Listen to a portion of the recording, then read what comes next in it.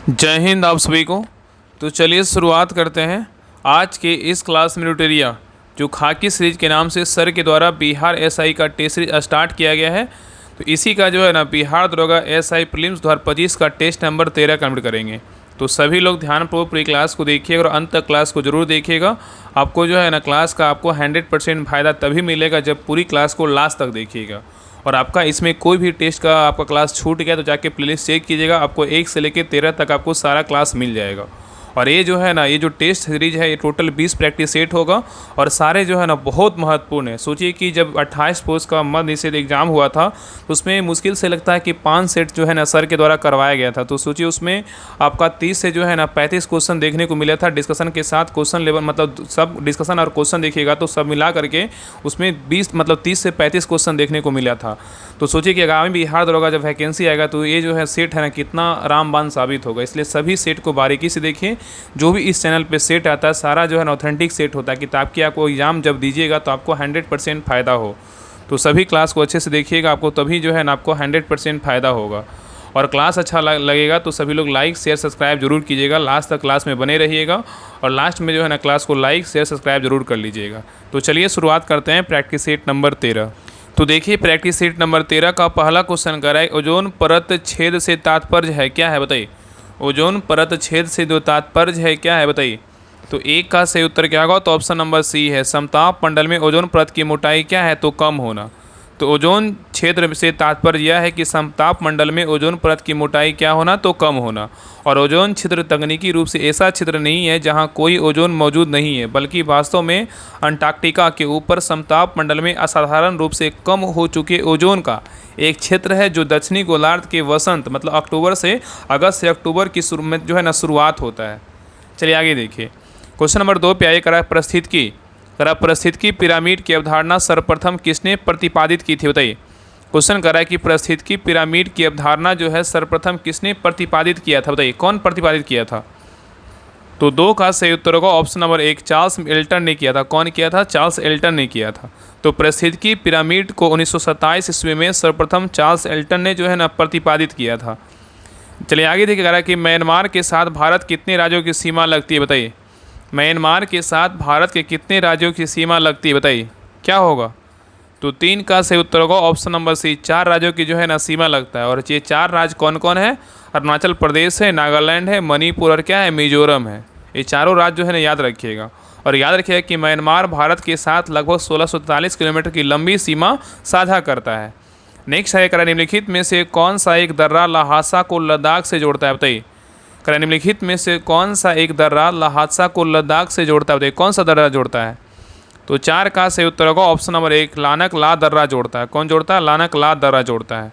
और याद रखें कि लहासा जो है ना तिब्बत को लद्दाख से जोड़ने वाला दर्रा लानक ला या लनक ला दर्रा है, जो लद्दाख संघराज्य क्षेत्र में ट्रांस हिमालय में स्थित है और यह चीन अधिकृत अक्साई चीन में जो है ना हिस्सा में आता है। नेक्स्ट ये करा कि यहाँ पे देखिए मिलान करने बोल रहा है, सूची 1 में क्या है, तो झील है और सूची 2 में क्या है, तो झील के जो है ना प्रकार है। चलिए देखते हैं पहला क्या है, भीमताल झील। भीमताल झील का जो प्रकार है एक का इसका प्रकार कैसा है, पहले तो याद रखिएगा भीमताल झील जो है ना कहाँ है, उत्तराखंड में है। तो और ये जो इसका झील का जो प्रकार है कैसा है, तो झील का जो प्रकार है क्या है, तो विवर्तनिक झील है। क्या है, तो विवर्तनिक झील है। और एक देखिए अष्टमोडी झील, अष्टमोडी झील कहाँ है, तो केरल में है। इस झील का जो प्रकार है कैसा है, तो ये झील का प्रकार क्या है, तो लैगून झील है। क्या है, लैगून झील है। और नेक्स्ट देखिए कह रहा है कि गोहना ताल झील। गोहना ताल झील जो है ना ये कहाँ है, ये भी कहाँ है, उत्तराखंड में ही है। कहाँ है, उत्तराखंड में है। और इसका झील का जो प्रकार है कैसा है, तो झील का प्रकार क्या है, भूस्खलन है। और चौथा क्या है, लोनार झील। लोनार झील कहाँ है, महाराष्ट्र में है। और इस झील का जो प्रकार है कहाँ कैसा है, तो क्रेटर है। तो उत्तर क्या होगा, तो ऑप्शन नंबर ए हो जाएगा।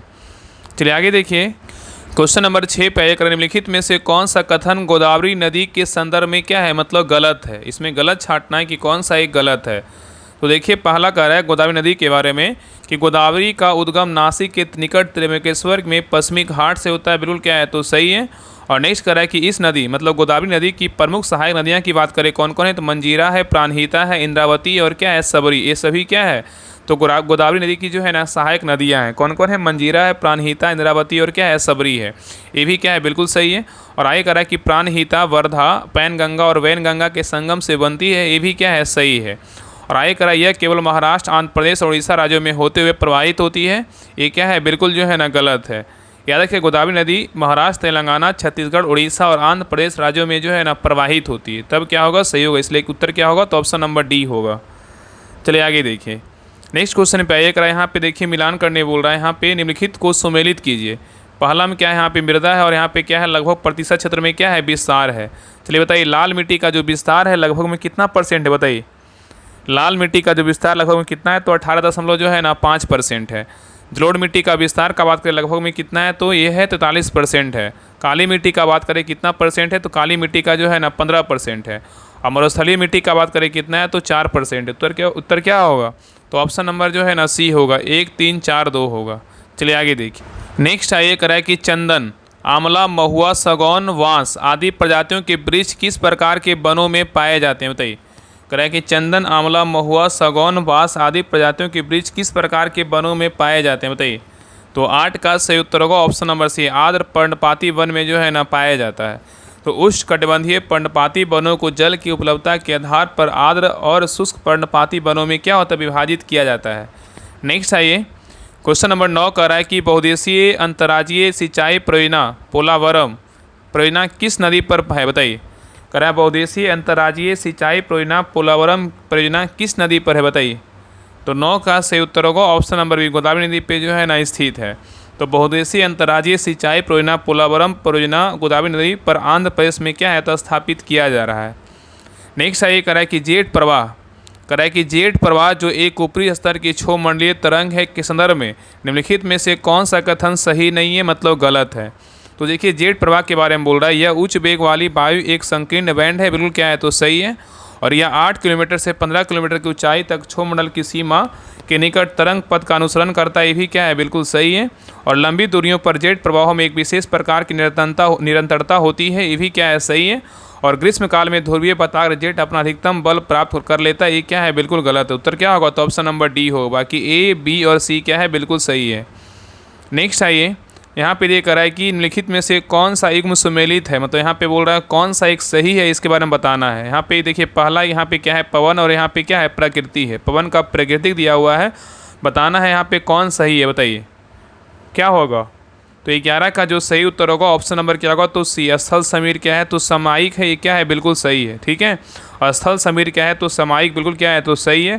और यहाँ पे देखिए ध्रुवीय, ध्रुवीय, पछुआ एवं व्यापारिक, ध्रुवीय, पछुआ एवं क्या है, यहाँ पे देखिए पछुआ पवन है, व्यापारिक, ये सब क्या है, तो ये जो है ना पवने प्रचलित या क्या है, भूमंडलीय पवने, क्या है, भूमंडलीय पवने। जबकि फोन का बात करें, फोन या चिनूक क्या है, तो ये क्या है, तो ये जो है ना फोन और चिनूक स्थानीय पवने, ना कि अस्थायी होगा, क्या होगा, स्थानीय पवने होगा। तो उत्तर क्या होगा, ऑप्शन नंबर सी बिल्कुल क्या है, सही है। चलिए आगे देखिए नेक्स्ट है ये करा कि कर्क रेखा, करा कर्क रेखा तथा मकर रेखा पर लवणता की मात्रा सर्वाधिक होती है, इसका प्रमुख कारण क्या है, बताइए। करा कर्क रेखा तथा मकर रेखा पर लवणता की मात्रा सर्वाधिक होती है, इसका प्रमुख कारण क्या है, बताइए। तो 12 का सही उत्तर होगा ऑप्शन नंबर बी, वर्षा की अपेक्षा वाष्पीकरण की मात्रा जो है ना अधिक होना, बिल्कुल क्या है, तो सही है। तो कर्क रेखा तथा मकर रेखा पर लवणता की मात्रा सर्वाधिक होने का कारण क्या है, तो वर्षा की अपेक्षा वाष्पीकरण की मात्रा क्या है, अधिक होना है। नेक्स्ट आइए करा कि दाचिगम, करा कि दाचिगम राष्ट्रीय उद्यान निम्नलिखित में से किससे संबंधित है, बताइए। दाचिगम राष्ट्रीय उद्यान निम्नलिखित में से किससे संबंधित है, बताइए। तो 13 का सही उत्तर क्या होगा, तो ऑप्शन नंबर क्या होगा, तो डी होगा। हंगुल या कश्मीरी स्टैग के लिए क्या है, तो प्रसिद्ध है, ठीक है। और दाचिंगम का अर्थ क्या है, तो 10 गांव है। और दाचिंगम जो है ना केंद्र शासित प्रदेश जम्मू कश्मीर में श्रीनगर से जो है ना 22 किलोमीटर क्या है, दूर स्थित है। और दाचिंगम को राष्ट्रीय उद्यान 4 फरवरी 1981 को घोषित किया गया। और यह उद्यान हंगुल या कश्मीरी हिरन के घर के तौर पे जो है ना जाना जाता है। और याद रखिएगा कि अगर बात करें कि जिम कॉर्बेट राष्ट्रीय उद्यान कहाँ है, उत्तराखंड में है। केवला बोलेगा तो कहाँ है, राजस्थान में है। रणथंबोर बोलेगा कहाँ है, राजस्थान में है। काजीरंगा बोलेगा तो कहाँ है, असम में है। एक एक पॉइंट जो है याद रखिए, इससे जो है ना आप पकड़ लीजिएगा एग्जाम में। पेरियार बोलेगा तो कहाँ है, तो केरल में है। और काजीरंगा बोलेगा तो असम में। नामदफा बोलेगा तो कहाँ है, अरुणाचल प्रदेश में है। हेमिस बोलेगा तो लद्दाख में है। पीन वैली बोलेगा तो हिमाचल प्रदेश में है। बांदीपुर बोलेगा तो कर्नाटक में। ये सभी जो है ना नेशनल पार्क याद रखिएगा। चलिए आगे देखिए, यहाँ पे मिलान करने बोल रहा है। सूची 1 में क्या है तो खनिज अयस्क क्षेत्र है, और सूची 2 में क्या है तो राज्य है। कौन सा खनिज अयस्क क्षेत्र किस राज्य में है, इसके बारे में बताना है। चलिए बताइए, पहला है मंजल खंड। मंजल खंड जो है ना कहाँ है, तो मंजल खंड बोलेगा तो म से मंजल खंड, म से क्या है मध्य प्रदेश। कोलार बोलेगा तो कहाँ है, कोलार कहाँ है तो कर्नाटक। क से कोलार, क से क्या है कर्नाटक में। खेतरी बोलेगा तो कहाँ है, ख से खेतरी, ख और क्या से मतलब रा से, मतलब ऐसा ही दिख रहा है ना, तो क्या है खेतरी कहाँ है राजस्थान में है। और पलानी बोलेगा तो कहाँ है तमिलनाडु में। तो उत्तर क्या होगा, तो ऑप्शन नंबर सी होगा। चलिए आगे देखिए, नेक्स्ट क्वेश्चन पे आएगा, निम्नलिखित में से कौन सा पुरास्थल प्रागैतिहासिक शैल चित्रकला के लिए क्या है जाना जाता है, बताइए। करा निम्नलिखित में से कौन सा पुरास्थल प्रागैतिहासिक शैल चित्रकला के लिए जाना जाता है, बताइए। किसको जानते हैं, तो 15 का सही उत्तर क्या होगा, तो ऑप्शन नंबर बी भीमबेटका को जानते हैं। किसको जानते हैं, भीमबेटका को जानते हैं, ठीक है। तो भीमबेटका वर्तमान मध्य प्रदेश के रायसेन जिले में स्थित है, और यहाँ से प्रागैतिहासिक शैल चित्रकला के कुछ जो है ना सुंदर उदाहरण मिले हैं, ठीक है। नेक्स्ट आइए, हड़प्पा कालीन नगर 2 भागों में विभक्त थे, परंतु इनमें से एक नगर 3 भागों में बटा था। वह नगर निम्नलिखित में से कौन सा था, बताइए। क्वेश्चन कर रहा है कि हड़प्पा कालीन नगर 2 भागों में विभक्त था, परंतु इनमें से एक नगर 3 भागों में बटा था। वह नगर निम्नलिखित में से कौन सा था, बताइए। तो 16 का सही उत्तर क्या होगा, ऑप्शन नंबर सी धौलावीरा था। क्या था, धौलावीरा था। नेक्स्ट आइए, कौटिल्य ने अर्थशास्त्र में समझाया है कि क्या, बताइए। कौटिल्य ने अर्थशास्त्र में समझाया है कि क्या समझाया, बताइए। तो 17 का सही उत्तर होगा ऑप्शन नंबर 1, एक अच्छे शासन का संगठन किस प्रकार जो है ना किया जाए। तो कौटिल्य ने अर्थशास्त्र में समझाया है कि एक अच्छे शासन का संगठन किस प्रकार किया जाए। चलिए आगे देखिए, नेक्स्ट है कराए कि तंजावर के बृहस्पति मंदिर का निर्माण किस चोल शासक के द्वारा किया गया था, बताइए। तंजावर के बृहस्पति मंदिर का निर्माण किस चोल शासक के द्वारा किया गया था, बताइए। किसके द्वारा किया गया था, तो 18 का सही उत्तर होगा ऑप्शन नंबर सी राजराज प्रथम के द्वारा किया गया था। नेक्स्ट आइए, कराए कि मुगल काल में जब्ती शब्द किस ओर इंगित करता है, बताइए। मुगल काल में जब्ती शब्द किस ओर इंगित करता है, बताइए। तो 19 का सही उत्तर होगा ऑप्शन नंबर 1 रस प्राप्त करने की व्यवस्था को जो है ना इंगित करता है। नेक्स्ट क्वेश्चन पे आइए, नेक्स्ट है कराए निम्न में से मध्य एशिया के किस शासक ने 1192 में उत्तर भारत को जीता, बताइए। कराए निम्न में से मध्य एशिया के किस शासक ने 1192 में उत्तर भारत को जीता, बताइए। किसने जीता, तो 20 का सही उत्तर क्या होगा, ऑप्शन नंबर बी क्या होगा, मोहम्मद गौरी। किसने जीता, मोहम्मद गौरी ने। तो मोहम्मद गौरी अफगानिस्तान मतलब मध्य एशिया के छोटे से राज्य का शासक था, और 12वीं शताब्दी के अंत में उसने भारत पर कई आक्रमण किए, और इसकी इच्छा केवल लूटमार करने की नहीं बल्कि वह उत्तर भारत को जीतकर अपने राज्य में मिला लेना चाहता था, ठीक है। नेक्स्ट क्वेश्चन पे करा कि पांडिचेरी को निम्न में से किस यूरोपीय कंपनी का अधिकार था, बताइए। करा कि पांडिचेरी को निम्न में से किस यूरोपीय कंपनी का अधिकार था, किसका था, बताइए। तो 21 का सही उत्तर होगा ऑप्शन नंबर सी फ्रांसीसी का था। किसका था, फ्रांसीसी का था। नेक्स्ट आइए करा कि पोलीगर कौन थे, बताइए। पोलीगर कौन थे, बताइए। तो 22 का सही उत्तर होगा ऑप्शन नंबर 1 दक्षिण भारत में अंग्रेजों के खिलाफ विद्रोह करने वाले जमींदार थे। तो पोलीगर कौन थे, तो दक्षिण भारत में अंग्रेजों के खिलाफ विद्रोह करने वाले क्या थे, एक जमींदार थे। नेक्स्ट आइए करा निम्नलिखित युग्मों पर जो है ना विचार कीजिए। यहाँ पे क्या है, यात्री है, और यहाँ पे क्या है, तो देश है। यहाँ पे बोल रहा है में से कौन सा जो है ना सुमेलित है, मतलब कौन इसमें सही है, इसके बारे में बताना है। तो देखिए पहला है नुनीज जो यात्री था कहाँ का था, तो नुनीज जो यात्री था ना कहाँ का था, नुनीज जो यात्री था कहाँ का था, बताइए। तो नुनीज जो था क्या था, फारसी का था। ये क्या है, गलत है। नुनीज फारसी का नहीं था, पुर्तगाली यात्री था। क्या था, पुर्तगाली यात्री था। और अब्दुल रजाक जो है ना एक क्या था, पुर्तगाली यात्री था। ये क्या है, गलत है। अब्दुल रजाक जो था ये पुर्तगाली नहीं, ये क्या था, फारसी यात्री था, ठीक है। तो यहाँ पे देखिए क्या हो जाएगा, यहाँ पे अगर बात करें कि नुनीज बोलेगा तो पुर्तगाली हो जाएगा, और अब्दुल रजाक बोलेगा तो फारसी यात्री था। इसलिए क्या है, दोनों जो है ना गलत है। तब क्या होगा, मतलब नुनीज हो जाएगा पुर्तगाली, अब्दुल रजाक हो जाएगा फारसी, और निकोलो कोंती क्या था, इतालवी था। ये बिल्कुल क्या है, तो सही उत्तर क्या होगा, तो ऑप्शन नंबर ना डी होगा। केवल 3 क्या है, तो बिल्कुल सही है। नेक्स्ट आइए, नेक्स्ट कह रहा है कि सुरेंद्र नाथ बनर्जी के नेतृत्व में इंडियन लिबरल एसोसिएशन की स्थापना की गई। इस संगठन की स्थापना किस घटनाक्रम से जो है ना संबंधित है, बताइए। क्वेश्चन कर रहा है कि सुरेंद्र नाथ बनर्जी के नेतृत्व में इंडियन लिबरल एसोसिएशन की स्थापना की गई। इस संगठन की स्थापना किस घटनाक्रम से संबंधित है, बताइए। क्या होगा, तो 24 का सही उत्तर क्या होगा, तो option number D Montagu Chelmsford सुधार के प्रस्ताव से जो है ना संबंधित है। तो ब्रिटिश सरकार के भारत मंत्री मॉन्टेग्यू तथा वायसराय लॉर्ड चेम्सफोर्ड ने 1918 में संविधान सुधारों की योजना सामने रखी, जिसके आधार पर 1919 का भारत सरकार कानून जो है ना बनाया गया था। और अगस्त 1918 में भारतीय राष्ट्रीय कांग्रेस ने बम्बई में एक विशेष सत्र बुलाया ताकि सुधारों के प्रस्ताव पर विचार किया जा सके। ठीक है, और इस सत्र में कांग्रेस के अधिकांश नेताओं ने इन प्रस्तावों को निराशाजनक और असंतोषजनक बताकर प्रभावी जो है ना बताकर प्रभावी स्वशासन की मांग रखी थी। तो यहाँ पे इसका जो सही उत्तर होगा ऑप्शन नंबर क्या होगा, तो डी होगा। और यहीं पर बोला गया था ना कि सुरेंद्र बनर्जी के नेतृत्व में कांग्रेस के कुछ वयोवृद्ध नेता सरकार के प्रस्ताव को स्वीकार करने के पक्ष में थे और उन्होंने कांग्रेस छोड़कर इंडियन लिबरल एसोसिएशन की जो है ना स्थापना किया था। चलिए आगे देखिए, नेक्स्ट क्वेश्चन पे आइए। किन संगठनों व्यक्तियों के द्वारा 1928 में पेश नेहरू रिपोर्ट का जो है ना विरोध किया गया, बताइए। क्वेश्चन कह रहा है कि किन संगठनों व्यक्तियों के द्वारा 1928 में पेश नेहरू रिपोर्ट का विरोध किया गया था, बताइए क्या होगा। यहाँ पे सही उत्तर क्या होगा, तो 25 का सही उत्तर होगा ऑप्शन नंबर डी, उपयुक्त सभी होगा। यहाँ पे क्या होगा, हिंदू महासभा द्वारा भी किया गया था, मुस्लिम लीग द्वारा भी किया गया था और उग्र राष्ट्रवादियों भी द्वारा किया गया था। ठीक है, चलिए आगे देखिए। नेक्स्ट क्वेश्चन पे आइए। 1935 कराए कि 1935 के भारत सरकार कानून के अंतर्गत फरवरी 1937 में हुए प्रांतीय चुनाव में कांग्रेस ने कितने प्रांतों में अपनी सरकार बनाई थी, बताइए। क्वेश्चन कर रहा है कि 1935 के भारत सरकार कानून के अंतर्गत फरवरी 1937 में हुए प्रांतीय चुनाव में कांग्रेस ने कितने प्रांतों में अपनी सरकार बनाई थी, बताइए। तो 26 का सही उत्तर क्या होगा, तो ऑप्शन नंबर डी, 9 प्रांतों में जो है ना अपना सरकार बनाया था। ठीक है, चलिए आगे देखिए। नेक्स्ट क्वेश्चन पे आया कि राम प्रसाद बिस्मिल और अशफाक उल्ला खान को फांसी किस षड्यंत्र केस के तहत दी गई थी, बताइए। क्वेश्चन कर रहा है कि राम प्रसाद बिस्मिल और अशफाक उल्ला खान को फांसी जो है ना किस षड्यंत्र केस में दी गई थी, बताइए। तो 27 का सही उत्तर होगा ऑप्शन नंबर डी, काकोरी षड्यंत्र केस में दिया गया था।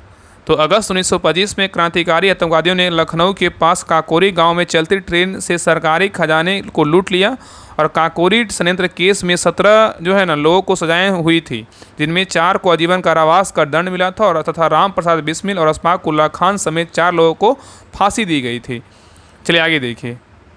नेक्स्ट ये कह रहा है कि विधवा पुनर्विवाह समर्थन आंदोलन में शामिल सामाजिक सुधारक थे, बताइए कौन कौन थे। विधवा पुनर्विवाह समर्थक आंदोलन में शामिल सामाजिक सुधारक कौन कौन थे, बताइए। तो इसमें जो शामिल थे कौन कौन थे, डी के कर्वे भी थे, ईश्वर चंद्र विद्यासागर भी थे और बी सलिंगम पंतुली भी थे और आत्माराम पांडव जो है नहीं थे। तो उत्तर क्या होगा, तो ऑप्शन नंबर हो जाएगा बी होगा, 1 2 3। तो सही उत्तर क्या होगा, तो ऑप्शन नंबर बी हो जाएगा। और याद रखिएगा कि विधवा पुनर्विवाह आंदोलन को आगे बढ़ाने वाले प्रमुख समाज सुधारक ईश्वर चंद्र विद्यासागर थे। उन्होंने 1856 में विधवा पुनर्विवाह अधिनियम पारित कराने में महत्वपूर्ण भूमिका निभाई थी और इसके अलावा महादेव गोविंद नाडे, डी के कर्वे और वीर सलिंगम पुंतलू जैसे समाज सुधारकों ने इस आंदोलन में जो है ना योगदान दिया था। नेक्स्ट आइए, करा कि हाल ही में इंटरपोल की गवर्नेंस समिति की अध्यक्षता किस देश ने संभाली है, बताइए। हाल ही में इंटरपोल की गवर्नेंस समिति की अध्यक्षता किस देश ने संभाली है, बताइए। तो 29 का सही उत्तर होगा ऑप्शन नंबर डी, संयुक्त अरब अमीरात ने संभाला है। कौन संभाला है, संयुक्त अरब अमीरात ने संभाला है। ठीक है, नेक्स्ट आइए करा कि हाल ही में 23वें विधि आयोग का अध्यक्ष किसे नियुक्त किया गया, बताइए। हाल ही में 23वें विधि आयोग का अध्यक्ष किसे नियुक्त किया गया, बताइए। तो 30 का सही उत्तर होगा ऑप्शन नंबर 1, दिनेश माहेश्वरी को नियुक्त किया गया है। नेक्स्ट आया करा कि एक्वेरिन युद्धाभ्यास 2025 भारत ने किस देश के साथ की है, बताइए। एक्वेरिन युद्धाभ्यास 2025 भारत ने किस देश के साथ की है, बताइए। तो 31 का सही उत्तर होगा ऑप्शन नंबर बी, मालदीव के साथ किया है। तो एक्वेरिन अभ्यास जो है ना किन 2 देशों के बीच होता है, तो भारत और मालदीव के बीच होता है। नेक्स्ट आइए कराए विश्व आर्थिक मंच वर्ल्ड इकोनॉमिक फोरम की 55वीं वार्षिक बैठक का आयोजन कहाँ हुआ है, बताइए। तो 32 का सही उत्तर होगा ऑप्शन नंबर सी, दावोस में हुआ। कहाँ हुआ, दावोस में हुआ है। नेक्स्ट आइए कराए कि वैश्विक बहुआयामी गरीबी सूचकांक 2024 के अनुसार सबसे अधिक गरीब जो है ना किस देश में रहते हैं, बताइए। क्वेश्चन कर रहा है कि वैश्विक बहुआयामी गरीबी सूचकांक 2024 के अनुसार सबसे अधिक गरीब किस देश में रहते हैं, बताइए। तो 23 का सही उत्तर क्या होगा, ऑप्शन नंबर डी, भारत में रहते हैं। कहाँ रहते हैं, तो भारत में रहते हैं। ठीक है, याद रखिएगा। तो यूएनडीपी द्वारा जारी, याद रखिए कि वैश्विक बहुआयामी गरीबी सूचकांक कौन जारी करता है, यूएनडीपी जारी करता है। ये भी क्वेश्चन ना, ऐसा क्वेश्चन बिहार दरोगा में पूछता है कि कौन सा सूचकांक कौन जारी करता है। तो वैश्विक बहुआयामी गरीबी सूचकांक कौन जारी करता है, यूएनडीपी जारी करता है। तो याद रखिएगा यूएनडीपी द्वारा जारी वैश्विक बहुआयामी गरीबी सूचकांक 2024 के अनुसार पूरे दुनिया में सबसे अधिक गरीब जो है ना भारत में रहते हैं। ठीक है, याद रखिएगा। और इस रिपोर्ट के अनुसार भारत के करीब 23.4 करोड़ लोग जो है ना गरीब हैं। ठीक है, चलिए आगे देखिए। नेक्स्ट क्वेश्चन पे करा कि 19वीं वेल्थ रिपोर्ट 2025 में भारत का स्थान कौन सा है, बताइए। 19वीं वेल्थ रिपोर्ट 2025 में भारत का स्थान कौन सा है?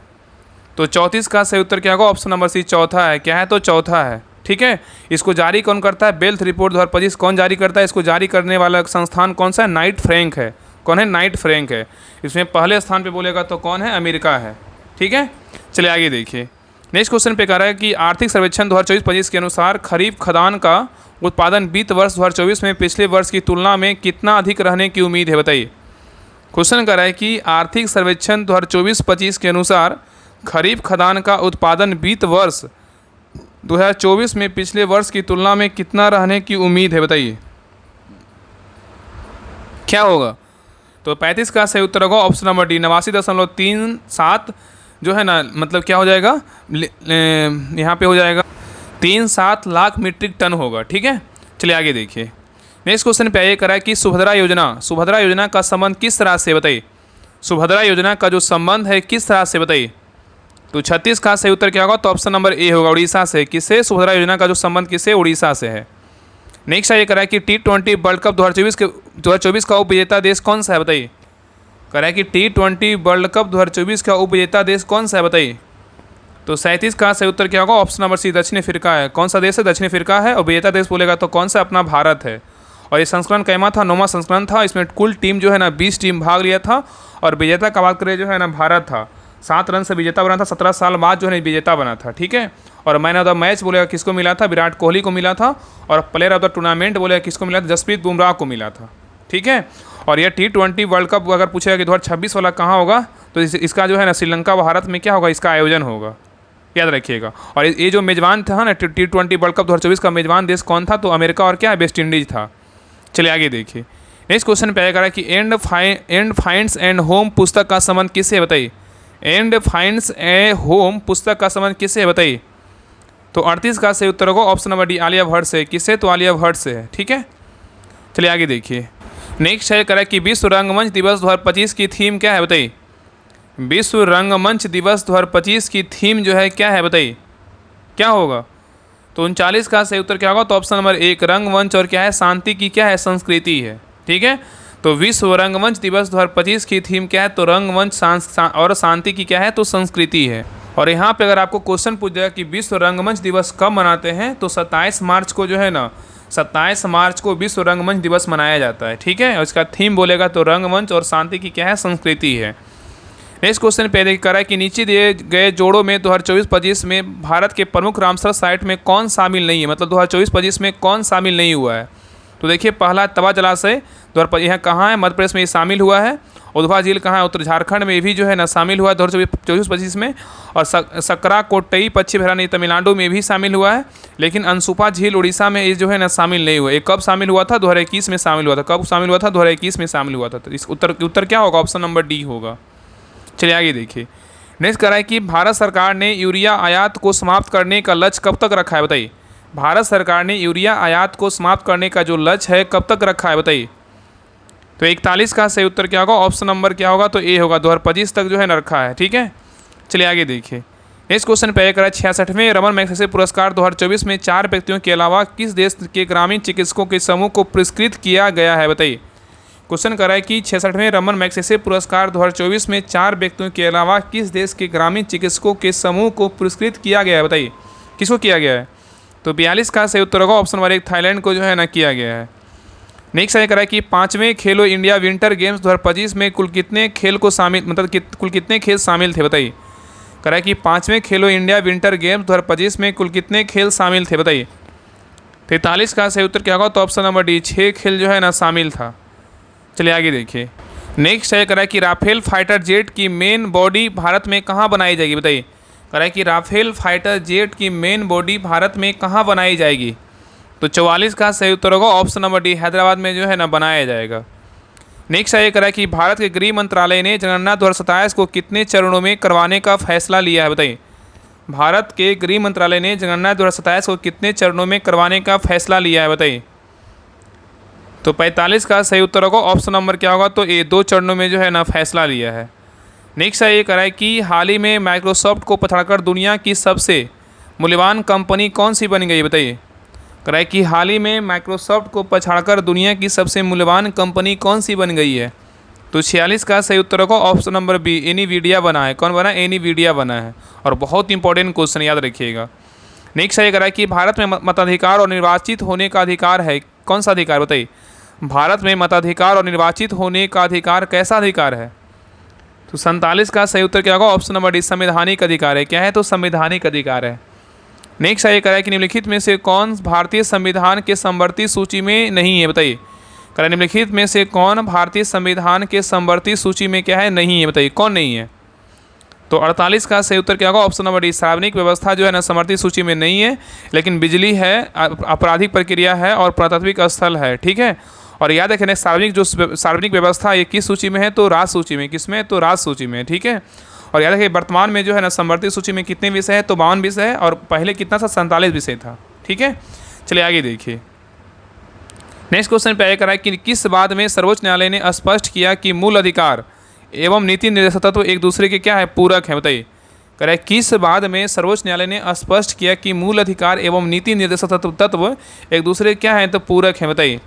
तो 49 का सही उत्तर होगा option number C, Minerva Mills बाद में। किसमें कहा, मिनर्वा मिल्स बाद में कहा। ठीक है, और याद रखिए ना कि बेरूबाद यूनियन केस कब आया था, यह आया था 1960 में आया था, और मिनर्वा मिल्स केस कब आया था, 1980 में आया था, और याद रखिए कि सज्जन सिंह बनाम राज ये कब आया था, 1965 में आया था। ठीक है, कुछ इंपॉर्टेंट पॉइंट याद रखिएगा। और याद रखिएगा कि मिनर्वा मिल्स जो बाद है 1980 में सर्वोच्च न्यायालय ने यह स्पष्ट किया कि मूल अधिकार एवं नीति निर्देशक तत्व एक दूसरे के क्या है, तो पूरक हैं। नेक्स्ट आइए, कराए अशोक मेहता समिति के सिफारिशों में निम्न में से कौन शामिल नहीं था, बताइए। अशोक मेहता समिति के सिफारिशों में निम्न में से कौन शामिल नहीं था, बताइए। तो देखिए पहला कह रहा है कि पंचायती चुनाव में सभी स्तर पर राजनीतिक पार्टियां की आधिकारिक भागीदारी हो, ये शामिल था। और अपने आर्थिक स्रोतों के लिए पंचायती राज संस्थाओं के पास कराधान की अनिवार्य शक्ति हो, ये भी शामिल था। और किसी स्तर पर कोई आरक्षण का प्रभाव नहीं होना चाहिए, ये जो है ना शामिल नहीं था। तो उत्तर क्या होगा, तो ऑप्शन नंबर सी होगा। और आगे देखा है कि पंचायती राज संस्थाओं को संवैधानिक मान्यता दी जानी चाहिए, ये भी क्या है, शामिल है। तो ए, बी और डी क्या है, शामिल, लेकिन सी जो है ना शामिल नहीं है। और याद रखिए कि अशोक मेहता समिति का जो गठन हुआ था, अगर पूछे कब हुआ था, 1977 में अशोक मेहता का समिति गठन किया गया था, जिसने 132 सिफारिशें दी। और किसी स्तर पर कोई आरक्षण प्रावधान नहीं होना चाहिए, उन सिफारिशों में जो है ना शामिल नहीं है। चलिए आगे देखिए। नेक्स्ट क्वेश्चन पे करें, संसद करें कि संसद सदस्यों को निर्भरता मतलब अयोग्यता के प्रश्न पर निर्णय लेता है, बताइए कौन लेता है। करें कि संसद सदस्यों की निर्भरता अयोग्यता के प्रश्न पर निर्णय लेता है, कौन लेता है। तो 51 का सही उत्तर होगा ऑप्शन नंबर डी, भारतीय निर्वाचन आयोग के परामर्श से राष्ट्रपति जो है ना निर्णय लेता है। चलिए आगे देखिए। नेक्स्ट कह रहा है कि लोकसभा में कितनी सीटें अनुसूचित जाति और अनुसूचित जनजाति के प्रतिनिधियों के लिए क्या आरक्षित है, बताइए।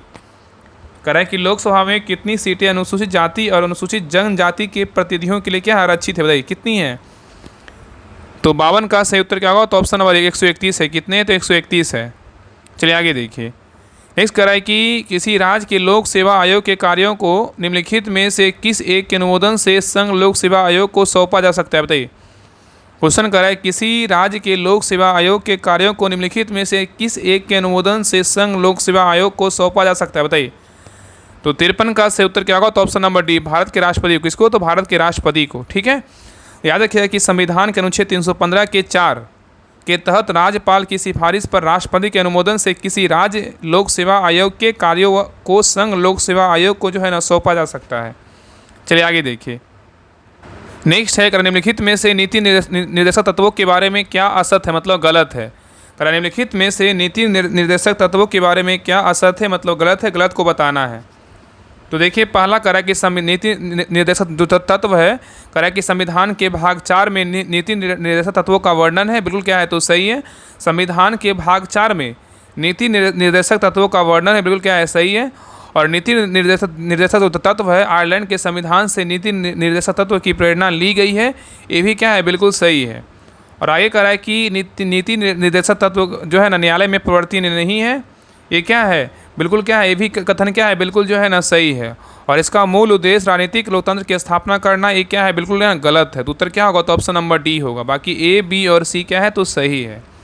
और याद रखिएगा इसमें कि नीति निर्देशक तत्व का मूल उद्देश्य लोकतांत्रिक राज्य, याद रखिएगा ना कि नीति निर्देशक तत्व की मूल उद्देश्य लोकतांत्रिक कल्याणकारी राज्य की स्थापना करना तथा सामाजिक एवं आर्थिक लोकतंत्र की स्थापना करना, जबकि राजनीतिक लोकतंत्र की स्थापना करना जो है ना मूल अधिकार का लक्ष्य है। किसका है? मूल अधिकार का लक्ष्य है। ठीक है, तो उत्तर क्या होगा? ऑप्शन नंबर डी क्या है? तो गलत है। चलिए आगे देखिए। नेक्स्ट कह रहा है कि वर्तमान में राज्यसभा के कितने सदस्य केंद्र शासित प्रदेशों से चुनकर आते हैं? बताइए। कह रहा है कि वर्तमान में राज्यसभा के कितने सदस्य केंद्र शासित प्रदेशों से चुनकर आते हैं? बताइए कितने आते हैं? बताइए क्या होगा? तो 55 का सही उत्तर होगा ऑप्शन नंबर बी। कितने? तो 8 आते हैं। कितने आते हैं? तो 8 आते हैं। ठीक है, चलिए आगे देखिए।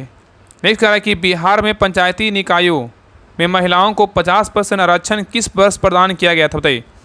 कह रहा है बिहार में पंचायती निकायों में महिलाओं को 50% आरक्षण किस वर्ष प्रदान किया गया था? बताइए। तो 56 का सही उत्तर होगा ऑप्शन नंबर बी। 2006 में प्रदान किया गया था। नेक्स्ट है कह रहा है निम्नलिखित तरल परिसंपत्तियों पर विचार करें। इन सब परिसंपत्तियों का तरलता के घटते क्रम से जो है ना सही अनुक्रम क्या होगा? बताइए। कह रहा है निम्नलिखित तरल परिसंपत्तियों पर विचार कीजिए। इसमें बोल रहा है इन परिसंपत्तियों का तरलता के घटते क्रम में सही अनुक्रम क्या होगा? बताइए। तो देखिए इसमें पहले क्या होगा? तो पहले हो जाएगा क्या होगा? पहले करेंसी होगा, मतलब करेंसी मतलब सर्वाधिक तरल। उसके बाद क्या होगा? तो बैंकों के पास मांग जमा होगा। उसके बाद क्या होगा? उसके बाद जो है ना उसके बाद हो जाएगा बैंकों के पास बचत जमा हो जाएगा। उसके बाद क्या होगा? तो बैंकों के पास जो है ना स्वावधि जमा हो जाएगा। तो उत्तर क्या होगा? तो ऑप्शन नंबर डी होगा 4 1 3 2। चलिए आगे देखिए। नेक्स्ट है कह रहा है कि भंडारी समिति किससे संबंधित है? बताइए।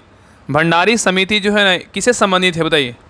तो 58 का सही उत्तर होगा ऑप्शन नंबर डी। क्षेत्रीय ग्रामीण बैंकों की पुनर्संरचना से क्या है? संबंधित है।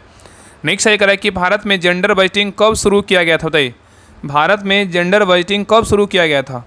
तो 59 का सही उत्तर होगा ऑप्शन नंबर 1। केंद्रीय बजट 2005-6 में जो है ना इसको शुरू किया गया था। चलिए आगे देख रहा है कि मौद्रिक नीति है क्या है? बताइए। मौद्रिक नीति क्या है? तो 60 का सही उत्तर होगा ऑप्शन नंबर बी। राजकोषीय नीति के क्या है? पूरक है। नेक्स्ट है कह रहा है कि निम्नलिखित में से कौन सा अपने प्रभाव में सर्वाधिक मुद्रास्फीति का कारक हो सकता है? बताइए। निम्नलिखित में से कौन सा अपने प्रभाव में सर्वाधिक मुद्रास्फीति का जो है ना कारक हो सकता है? बताइए कौन हो सकता है? तो 61 का सही उत्तर होगा ऑप्शन नंबर डी। बजट घाटे के वित्तीयने के लिए क्या है? नई मुद्रा का सृजन करना है। नेक्स्ट ये कह रहा है कि निम्नलिखित में से कौन सी एक सकल घरेलू उत्पाद जीडीपी गणना करने की क्या है? विधि नहीं है। बताइए कौन नहीं है? कह रहा है निम्नलिखित में से कौन सी एक सकल घरेलू उत्पाद जीडीपी गणना करने की विधि नहीं है? बताइए कौन नहीं है? तो 62 का सही उत्तर होगा ऑप्शन नंबर बी। हास्य समान लागत विधि नहीं है, लेकिन उत्पाद विधि है, आय विधि है और व्यय विधि है। नेक्स्ट आइए कह रहा है कि 1 कूलाम प्रति 1 सेकेंड बराबर कितना होता है? बताइए।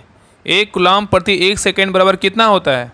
तो 63 का सही उत्तर होगा ऑप्शन नंबर डी। 1 एम्पियर होता है। कितना होता है? 1 एम्पियर होता है। तो 1 कूलाम प्रति 1 सेकेंड बराबर कितना होता है? 1 एम्पियर होता है। और 1 एम्पियर बराबर 1 कूलाम प्रति 1 सेकेंड होता है। ठीक है।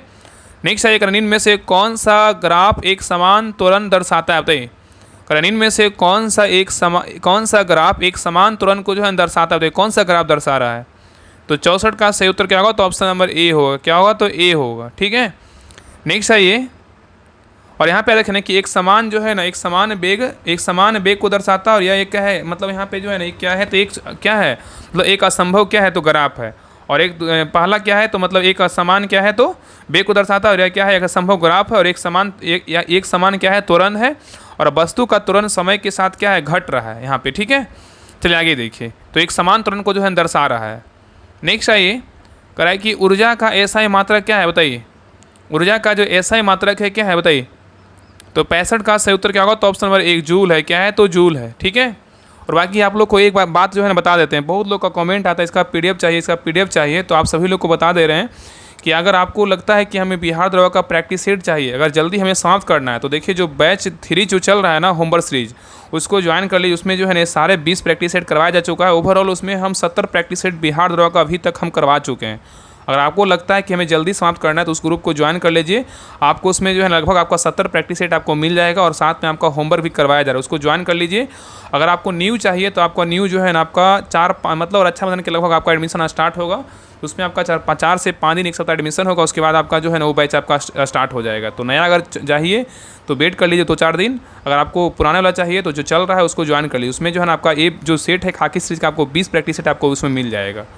अगर इसका PDF चाहिए तो आप उस ग्रुप को ज्वाइन कर लीजिए। उसका फ़ी का बात करें 149 है, वहाँ पे टेलीग्राम चैनल ज्वाइन कर लीजिएगा, वहाँ पे नंबर दिया रहता है, उस नंबर पे कॉल कर लीजिएगा, आपको बता दिया जाएगा कैसे ज्वाइन करना है, आपको सारा जानकारी वहाँ पे मिल जाएगा। तो सभी लोग इस नंबर पे जो है ना कॉल कर लीजिएगा। देखिए 7549392490, इस नंबर पे कॉल करके आप जो है ना बात कर सकते हैं। अगर आपको थर्ड होमवर्क सीरीज ज्वाइन करना है तो इस नंबर पे कॉल कर लीजिएगा, बोलिएगा कि हमें थर्ड होमवर्क सीरीज ज्वाइन करना है, आपको सारा जानकारी जो है ना दे देंगे, कैसे ज्वाइन करना है कैसे नहीं करना है वो सारा आपको जानकारी मिल जाएगा। और अगर आपको नया बैच चाहिए, नया ग्रुप चाहिए तो वेट कर लीजिए 5 से 6 दिन, उसमें भी आपका ये सारा प्रैक्टिस सेट करवाया जाएगा। चलिए आगे देखिए। नेक्स्ट है कराए कि वृत्तीय कक्षा में गतिमान उपग्रह की कुल ऊर्जा होती है, क्या होती है बताइए। कराए वृत्तीय कक्षा में गतिमान उपग्रह की कुल ऊर्जा होती है, क्या होती है बताइए। तो 66 का सही उत्तर क्या होगा, ऑप्शन नंबर डी, उपग्रह की स्थितिज ऊर्जा की क्या है, आधी होती है। नेक्स्ट है कराए कि तैराक को नदी के मुकाबले समुद्री पानी में तैरना आसान क्यों लगता है।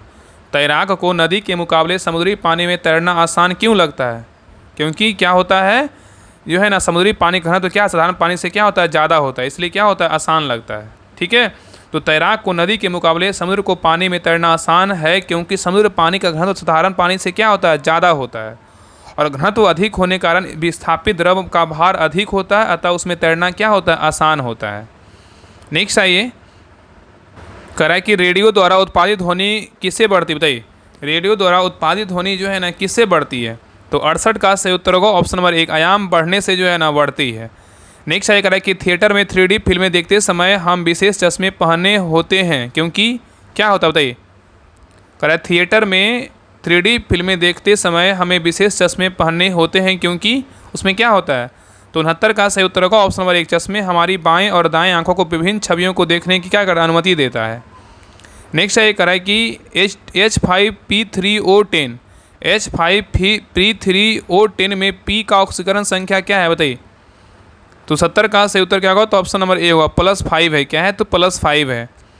नेक्स्ट कराए कि निम्नलिखित में से कौन टिंडल प्रभाव को दर्शाता है बताइए। कौन जो है टिंडल प्रभाव को दर्शाता है बताइए, कौन दर्शाता है। तो 71 का सही उत्तर क्या होगा, तो ऑप्शन नंबर डी, दूध। कौन दर्शाता है, दूध दर्शाता है। दूध जो है ना टिंडल प्रभाव को दर्शाता है, और दूध एक क्या है तो पाइस क्लोराइडी विलयन है।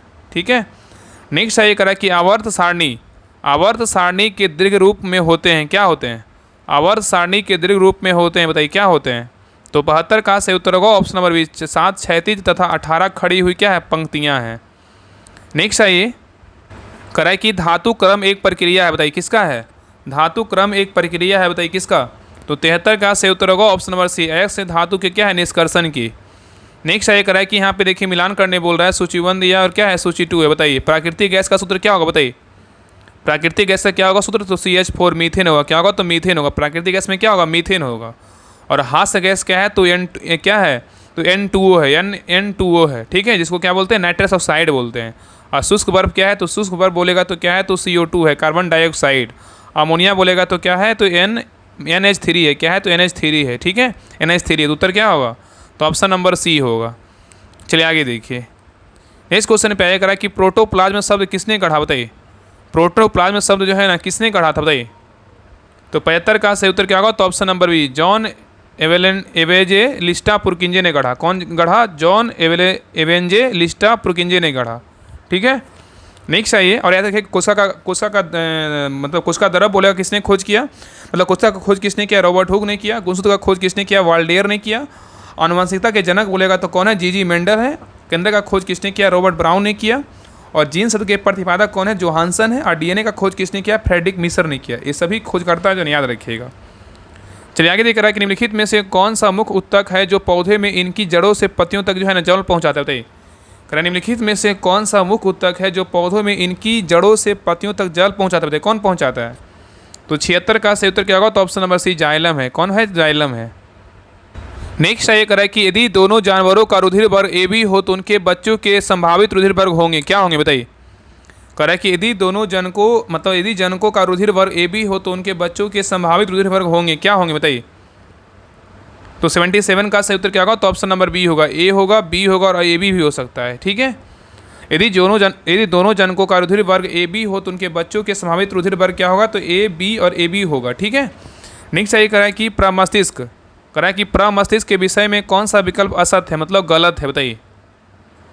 करा कि प्रमस्तिष्क के विषय में कौन सा जो है ना गलत है बताइए। तो देखिए पहला कह रहा है कि यह प्रमस्तिष्क के बारे में, यह अगर ऊपरी एवं पार्श्व मस्तिष्क बनाता है, बिल्कुल क्या है तो सही है। और इसके 3 भाग होते हैं, 2 पार्श्व अर्धगोले एवं एक केंद्रीय परमिक्स होते हैं, ये क्या है बिल्कुल जो है ना गलत है।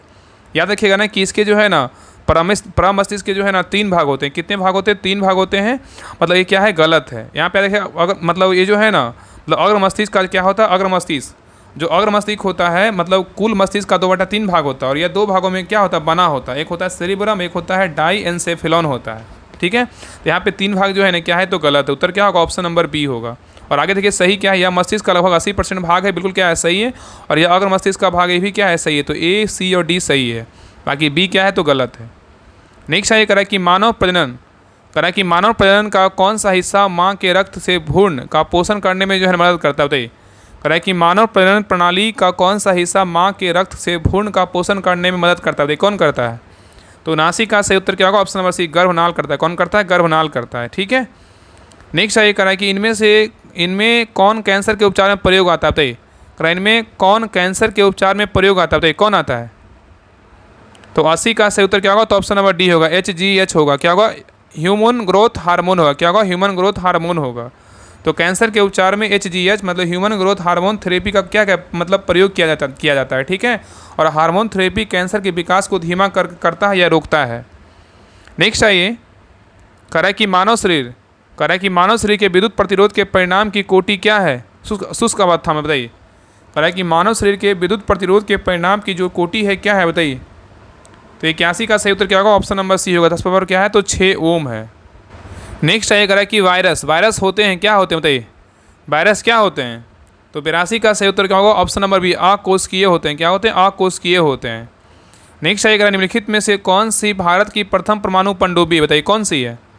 तो 83 का सही उत्तर क्या होगा? तो ऑप्शन नंबर डी, आईएनएस चक्र है। क्या है? तो आईएनएस चक्र है। तो भारत की प्रथम पनडुब्बी का बात करें, कौन सा आईएनएस चक्र है जिसका स्थापना हुआ था 1988 में, ठीक है। और भारत की प्रथम स्वदेशी परमाणु पनडुब्बी बोलेगा तो कौन है? आईएनएस अरिहंत है। और भारत का प्रथम परमाणु रिएक्टर बोलेगा तो कौन है? अप्सरा है।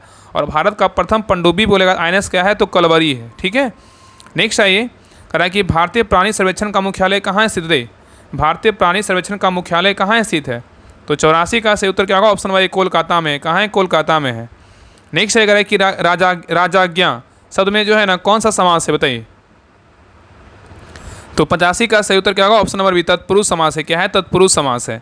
नेक्स्ट ये कह रहा है किस समूह में सही अर्थ प्रकट करने वाले शब्द जो है ना, कह रहा है किस समूह में सही अर्थ प्रकट करने वाले शब्द वाले क्या है? शब्द मतलब युग्म है। बताइए कौन सा है सही अर्थ में? तो 86 का सही उत्तर क्या होगा? तो ऑप्शन नंबर डी होगा, सर बान। और क्या है? सर मतलब तालाब है, ठीक है। सर का अर्थ बान होता है सर, और एक सर का मतलब अर्थ क्या होता है? तालाब होता है। चलिए आगे देखिए। नेक्स्ट देखिए, इंग्लिश का क्वेश्चन करा, select the most appropriate antonyms of the given word. Asperity क्या होगा? बताइए एस्पिरेटी। तो 87 का सही उत्तर क्या होगा? तो ऑप्शन नंबर जो है ना बी होगा। क्या होगा? सिविलिटी होगा। क्या होगा? सिविलिटी होगा। नेक्स्ट ये कह रहा है इनमें से कौन सी संधि गलत है? बताइए, कह रहा है इनमें से कौन सी संधि गलत है? तो देखिए पहला है प्रति प्लस उपकार, प्रत्युपकार है, बिल्कुल क्या है सही है। नय प्लस या नयन, ये क्या है? गलत है। नयन का जो संधि विच्छेद होता है क्या होता है? नए जोड़ अन होता है, नयन होता है, ठीक है। ये क्या है? गलत। उत्तर क्या होगा? ऑप्शन नंबर बी होगा। अंध प्लस पतन का क्या? अंधा प्लस पतन का क्या है? अंध पतन है, सही है। सदा प्लस एप का क्या? सदा, बिल्कुल क्या है? सही है। तो ए, सी और डी सही, लेकिन बी क्या है? गलत है। नेक्स्ट है करा, change the following active voice to passive voice टू क्या है? Voice he help his friend. बताइए, करा change the following active voice to passive voice, यहाँ दिया हुआ ही हेल्प हिज फ्रेंड। बताइए क्या होगा? बताइए पैसिव वॉइस क्या होगा? तो 89 का सही उत्तर होगा option number C, his friend his help by him होगा। नेक्स्ट ये करा कि प्रवासी भारतीय दिवस 9 जनवरी को मनाया जाता है। यह दिवस पहली बार किस वर्ष मनाया गया था? बताइए, करा कि प्रवासी भारतीय दिवस 9 जनवरी को मनाया गया। यह दिवस पहली बार किस वर्ष मनाया गया था? बताइए। ऑप्शन को देखिए और आंसर बताइए क्या होगा। तो 90 का सही उत्तर क्या होगा? तो ऑप्शन नंबर सी होगा, 2003 में जो है ना मनाया गया था।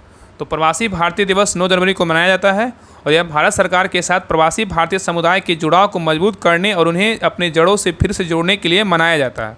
और यह पहली बार जो है 2003 में मनाया गया था और इसी दिन 1915 में महात्मा गांधी दक्षिण अफ्रीका से भारत लौटे थे। नेक्स्ट है निम्नलिखित में से कौन the man who made history Neeraj Chopra पुस्तक के लेखक बताइए कौन है? बताइए क्या होगा? तो 91 का सही उत्तर क्या होगा? Option number B, Norris. कौन है? नॉरिस प्रीतम है।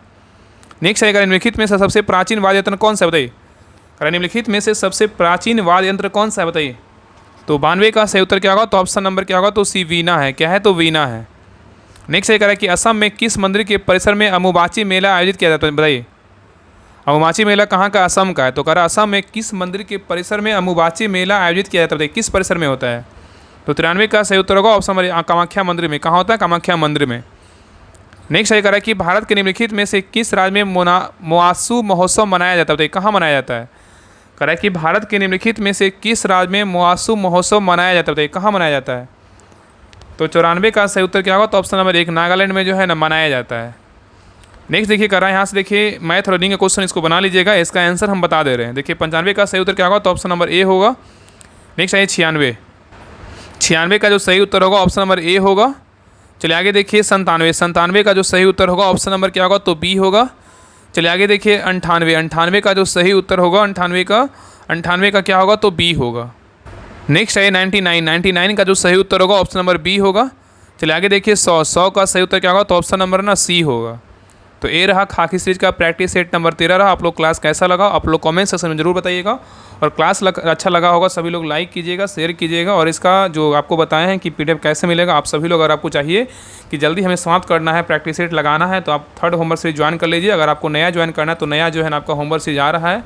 आपका रक्षाबंधन के बाद जो है आपका होमवर्क सीरीज का एडमिशन स्टार्ट हो जाएगा, तो आपको जो चाहिए आप ज्वाइन कर लीजिएगा। बाकी अगर कुछ पूछना हो तो आप इस नंबर पर जो है ना कॉल कर सकते हैं, 7549392490। इस नंबर पे कॉल करके आप बात कर सकते हैं, ठीक है। तो सभी लोग क्लास को लाइक कीजिएगा, शेयर कीजिएगा, और हर ग्रुप में जो है ना ज़रूर शेयर कीजिए, आप सभी से रिक्वेस्ट है। तो मिलते हैं एक नई क्लास में, तब तक के लिए जय हिंद जय भारत।